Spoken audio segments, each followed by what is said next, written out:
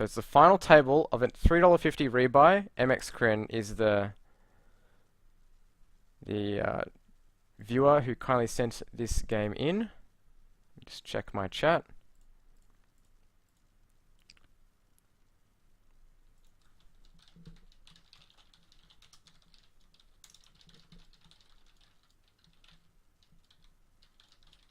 Okay, so mXKrijn is going to send me some reads, but we'll just go with standard lines until he gives me some other reads that we might be able to use to our advantage. So, like, I'm just going to play how I would against unknown players, and then if mXKrijn says, oh no, this guy's a reg and he's very loose, or this guy's a fish and he's very tight, well then we can adjust our lines depending on those reads. So remember, $3.50 rebuy, final table. There are 72 hands on this final table. So ace-8 suited from the cutoff. We're already in the money, but the big money in this game is the top 3. So we really want those top 3. Now, let's look at our chip position before we think about anything, because that's important. There's one guy who's very short with less than 2 big blinds. There's a couple of guys with over 100,000. This guy here, this guy here. This guy's 95,000. This guy is 87. This guy's 100. 73, 73. So we're basically one of the short stacks, and we have less than 10 big blinds. So let's just go with the review now. Ace-8 suited, very easy shove here. I would actually shove any suited ace. So yeah, I think even with one player shorter than you, because you're also one of the short stacks, it's a good enough value hand to shove. There's 19,200 chips out there, which is more than a quarter of your stack, just in the blinds. And if this guy calls you, you're fine because he's short, he has a very loose range calling, and you have ace-8 suited, this is a top 15% hand. It's a very good hand.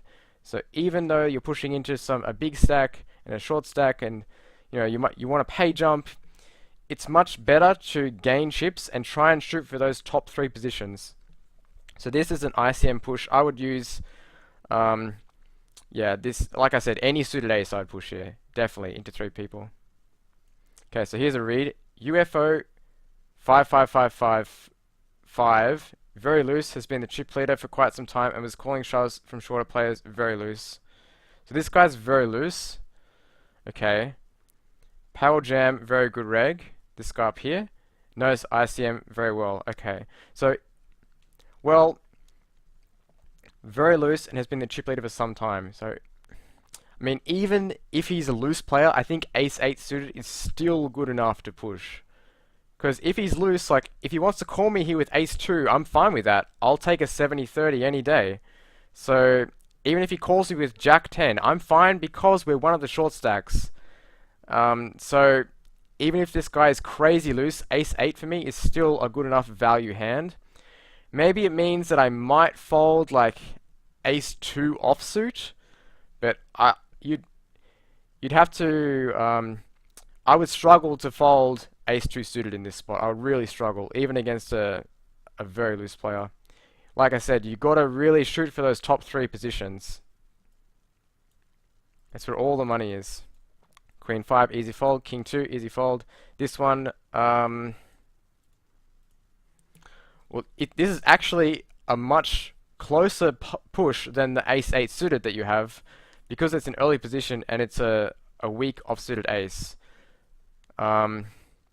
Into tight players, I think this is okay. You are one of the short stacks, but there is one guy that's lower than you in stack size, and you're pushing into 4 players who have you covered. I mean, I feel like this is close, and I might just fold it because it's offsuit.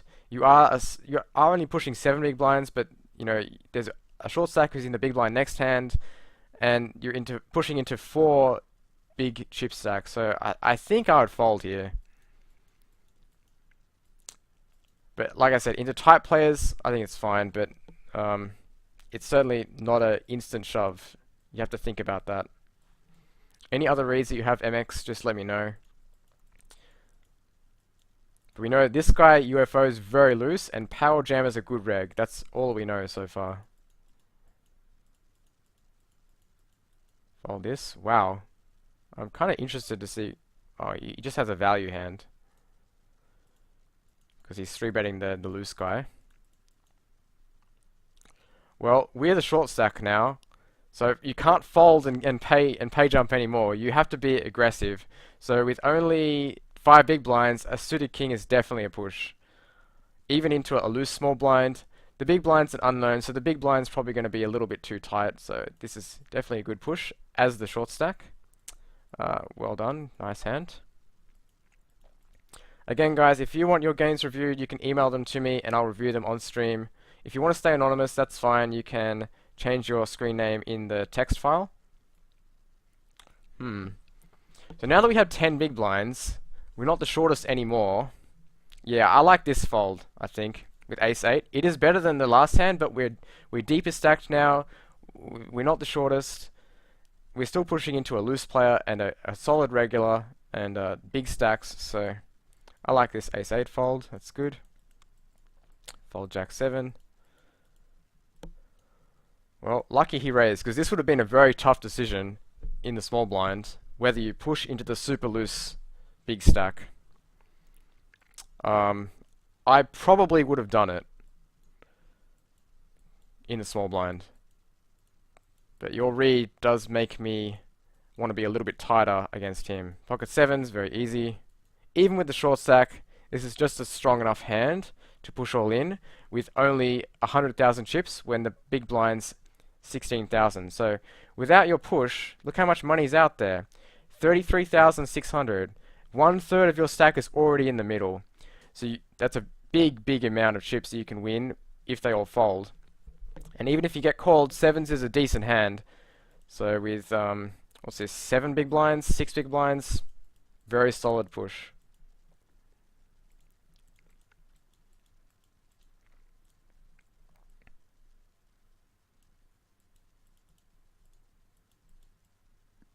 Be respectful in the chat, please, guys. Be respectful. Everyone's learning. We're all learning at a different pace, so I'm sure that everyone has leaks in poker, even myself, so please don't berate people if you disagree with the player. You can just say nicely why you disagree. You don't need to berate people. Ace, pocket 7's very easy. Now we're the chip leader. How do we play this profitably? We've got a recent final table. What is the queued for viewed 20s? This is the last one in the queue, man, so I won't be doing any more reviews today because I don't want to do too many. I think people might get bored. I'm going to continue playing games after this one, but Egyptian, I can review your game on another stream. Next stream, man. You'll be first in the queue, so whenever you're available next. I can do up to around 150 hands. I don't like reviewing much more than that because it just takes too long and I think people get bored. So if it's a long tournament, just cut it to around 150 hands. So I definitely want to play this.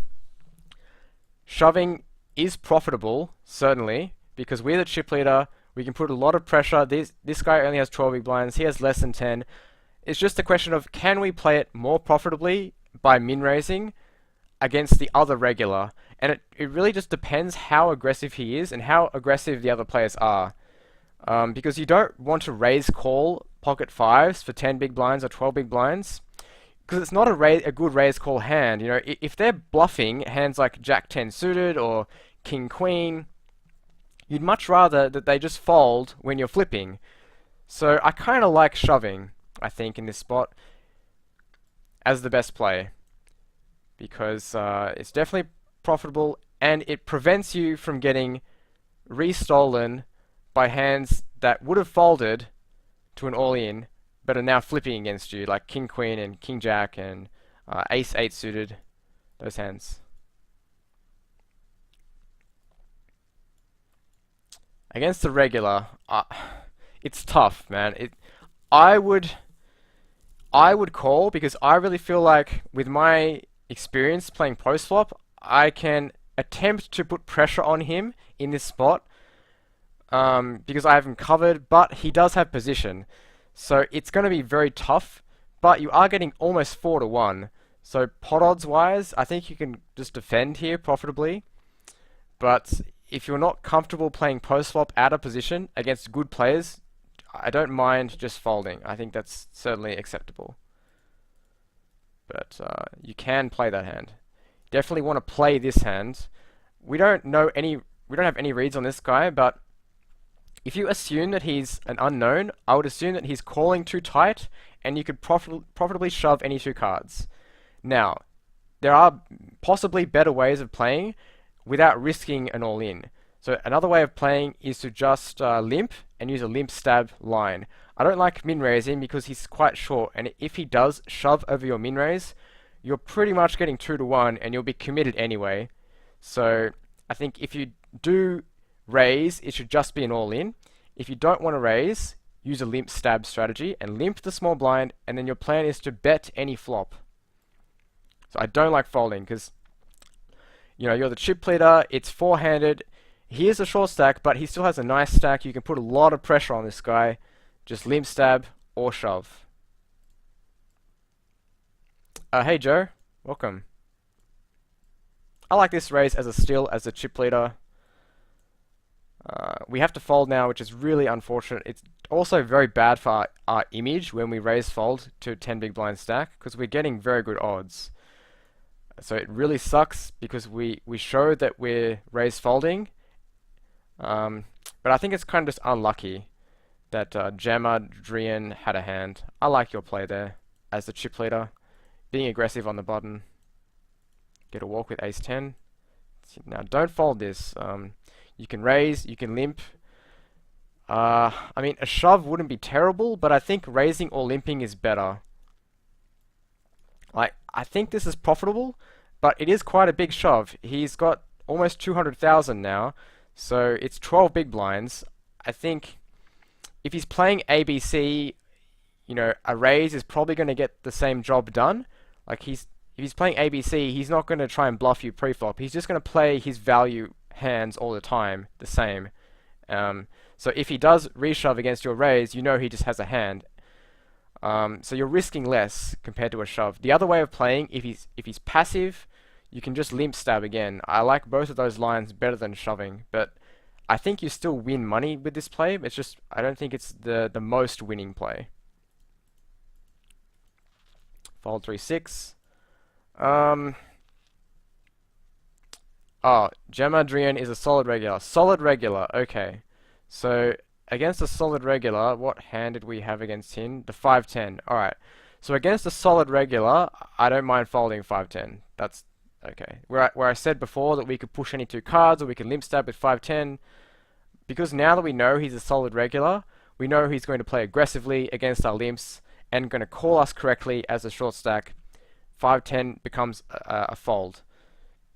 And maybe against a solid regular, a push with Jack-7 suited becomes better, because if we min-raise, he's going to play very aggressively against our min-raise, and if we limp, he's also going to play aggressively against our limp. So this makes this read on mXKrijn makes Jack-7, I think, a better push now than it was before against an unknown. So I like this player better now that we have that read.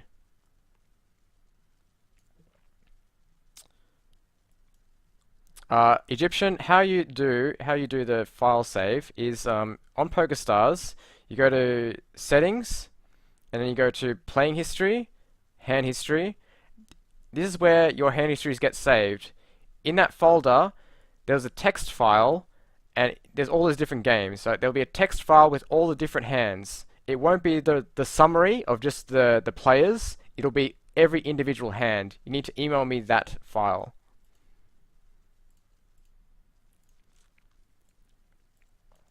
So this hand is interesting. I mean, I struggle to fold Ace X in the cutoff against 3 people, purely because we have one blocker.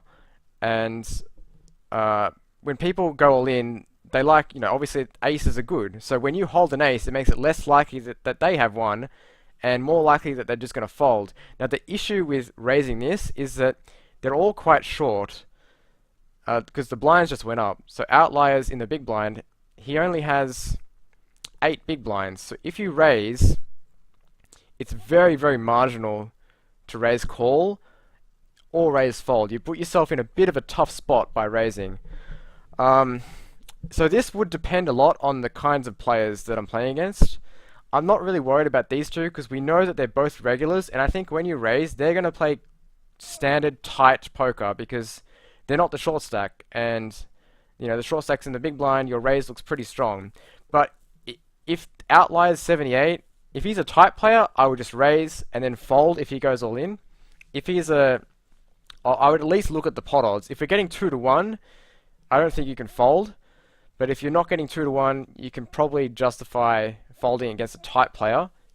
But if Outliers is a loose player, I don't know. I guess you can just open fold. I feel gross open folding this. Like, I feel like a nit. And you guys know what player SVK thinks of me. He thinks I'm the nittiest sitting player in the world.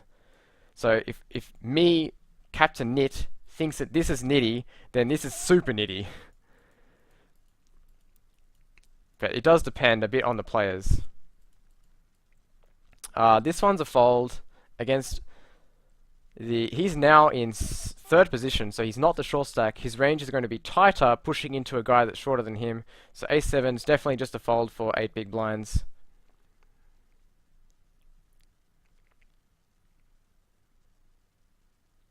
The review software, Darvish, is Universal Replayer. Just Google Universal Replayer.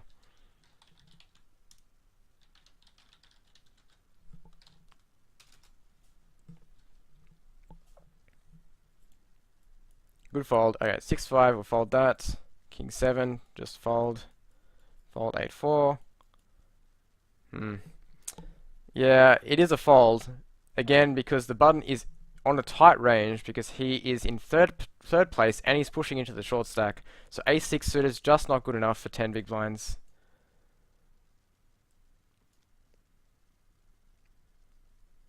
Okay, Queen 3, we'll fold that. You're just not getting any hands, which will restrict what you can do four-handed. This is a push all in. Well done. He's very short, so I would... into a regular. You can't push any two cards into a regular, but a king is certainly good. I would push here for 7 big blinds. I think... I like 50%. So if you want to know what 50% is, you can do range 50 in a Nightbot command. It'll give you approximate 50% range. Suited ace, good on the button for 11 big blinds, even into the chip leader. The hand is just strong enough. Fold Jack 5 for 5 big blinds, not good enough to call. We're not getting 2 to 1. I think you can call there with Jack 9, but not Jack 5. It's way worse than Jack 9. King 3, same as before. Ace 8. Well, the blinds just went up, so you only have 9 big blinds. This is a good shove. If this was still blind level 20,000, it would be closer, but I would probably still shove it. Yeah, but blind level 30,000, it's an easy shove. Queen Jack. As the chip leader, I would definitely push all in here. Definitely push all in. Do we have this guy covered? Yeah, we've got Power Jam covered, which I mean, it kind of matters a little bit, not really though. But he just should play very tight. And Queen Jack in the cutoff for 10 big blinds, I mean, that's a push in a 9-handed game. So in a 4-handed game, when you're close to the money and you're the chip leader, it's a really easy push. So I would definitely push that one. Fours. Definitely a call here, I think. For 5 big blinds, yeah, definitely a call. For 5 big blinds. Alright, bad luck, lose a flip, that's going to happen. Can't push 3-2 into a regular, have to fold that.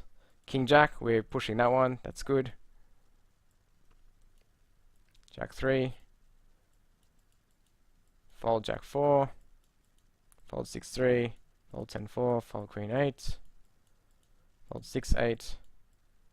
Fold 8-10. Fold that. Fold Jack 8 because there's a short stack. I would fold it anyway. Fold that. Wow, you're just getting no hands. Yep, good fold because We're not the short stack. There's a guy who's basically all in next hand, so you have to be fairly tight here.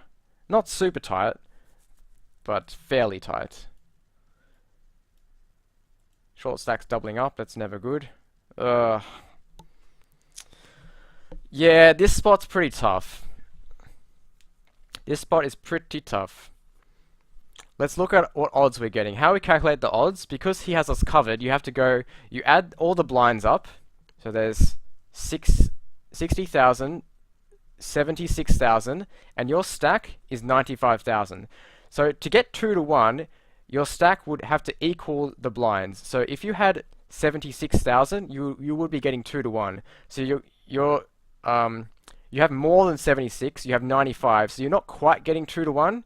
You're getting around 1.5 to 1. It's only 2 big blinds behind. I don't know. This is one of those spots where guys that study 180 mans more than I do would probably know what to call here better. I feel like it's a fold with this hand, with equal short stacks, because we're not getting 2 to 1, and I don't know. It just doesn't feel good enough. It feels like Jack 8 suited I would call here, or as equal stacks. But I'm not 100% on this spot, so certainly if someone in the chat grinds these games and they know the ICM perfectly, they might say, Pulse, you're a fish, man, that's an easy call, and I'd be like, alright, fair enough, you got me. Now we have no fold equity, so we're not going to push 9 high with no fold equity. When you lose all your fold equity, you have to basically just wait for a hand that plays good against any 2 cards, because you know you're getting called 100%. So 9 high is not good. You know, this is a bottom 30% hand. So I would want something at least 50% or better when we have no fold equity. Like this, again, not good enough. So now we're committed to call, because we're getting... Remember before I said if you have 76,000 you're getting 2 to 1, well we only have 19, so we're getting like, I don't know, 3 to 1 or something crazy. I don't know the exact odds, but see, this number up here in the replay is not correct, because it's calculating the pot odds based on his entire shove. But when we double, we don't get 600,000, we only get our remaining stack. So if you're in game like this and he has you covered, you can't use the full pot. You have to just look at how much you're actually going to win, which in this case is half of a big blind. So let's just do the calculation so you guys know. 60,000, 76,000 is the blinds. He is basically going, he's calling the 40,000 and then shoving for an extra 19. So let's just make it 20 to make the math easy. So it's 76 plus an extra 40 plus 20, which is an extra 60, so it's 136, and you have to call 20,000. So the pot is 136, and you call 20. You're getting 6 to 1, 6.5 to 1. That's your pot odds here, not 1.2 to 1, as the program says. So getting 6 to 1, you call anything, 3-2 off, with half of a big blind. Alright, so that's it. Overall, mXKrijn, you played pretty good, man. You folded like maybe 1 or 2 spots that I wouldn't have. Certainly you were too nitty with the Queen Jack and with the suited ace early on, but other than that you played pretty well. Good job. Alright guys, so I am going to just take a quick bathroom break. I'll load up some games and we'll play a bit more. I'm going to stream for probably another hour and a bit or so. We'll see. See how I feel. Maybe longer. I'll turn the music back on for you guys. So mXKrijn, I'll put that on YouTube as well, and in the VODs, in case anyone wants to look at it as well. Good game though, man. Good game.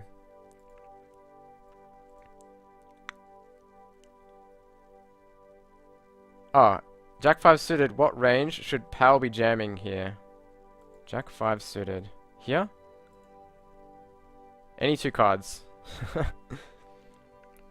No, you definitely do not want to fold in this spot. You need to be... Okay, so as the chip leader, when there's 2 stacks and you're on the button like this, the big blind and the small blind, they're both fighting to make it in the money. And there's a lot of chips out there. There's already 76,000. So even if he gets called, he's getting decent odds on his shove. And if he loses, he's still going to be the huge chip leader. So I would push any 2 cards here. Any 2 cards. Because pot odds are good. The 2 blinds are naturally going to be pretty tight.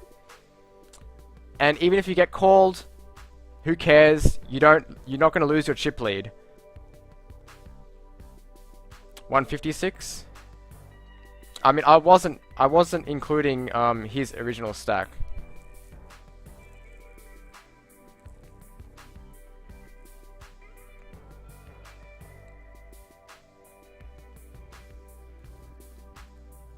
I'll just do the odds again so you guys can see, right?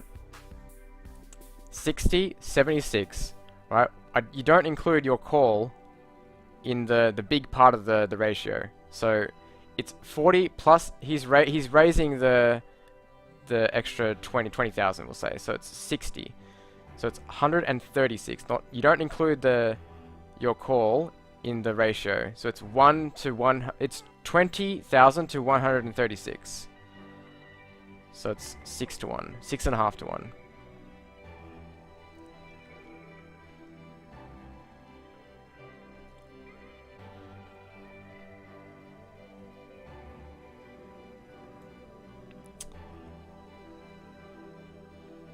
Yeah, you're right, Brad. I wasn't talking about the 20 that he had back. You don't include that in the